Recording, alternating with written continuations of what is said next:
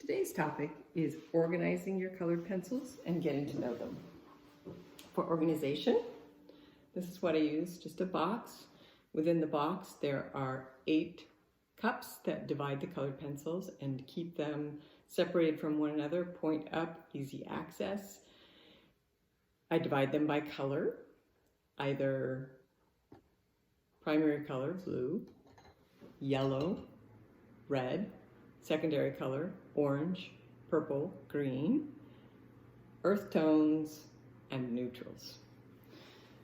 So that requires 8 cups. So I like to keep all my colored pencils organized in this way. There's a box for every brand, and every brand is organized in the same way. I even keep the cups in the same order in each box so that I can go from brand to brand and find my colors like that.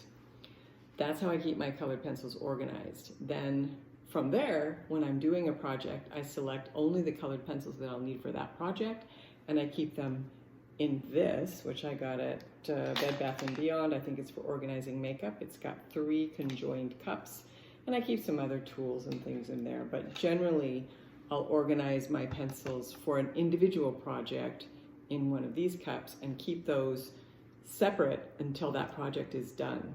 That prevents me from pulling in a color that doesn't belong in this drawing, and suddenly I've got a space in the drawing that doesn't fit.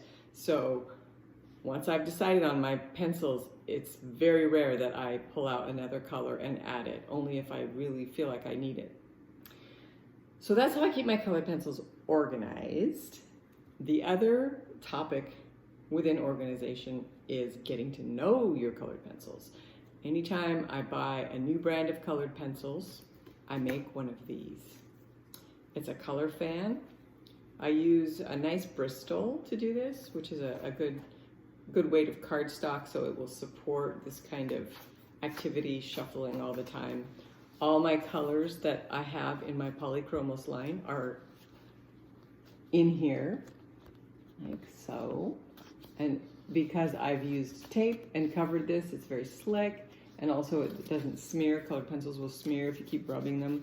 So once you've made this, you cover it with tape. This kind of thing is invaluable because when you're looking for a color, the color that's painted on the actual colored pencil is useless to tell you what it's going to look like on paper. But this tells you exactly what your pencils look like on paper. You fan through, you find the color that you're looking for on your little cheat sheet at the end here, then you can open up to the actual leaf for that particular color, and you've got value ranges, the name of the color, and the number of the pencil within that line. So I have one of these for every single brand of colored pencil that I own. And to learn how to do this, you can go to this book.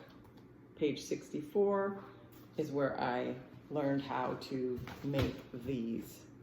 And that book has a lot of other really useful tips, so it's one I recommend. I think, let's see, does that cover organization and getting to know your pencils? I think it does. Next topic is going to be staying clean.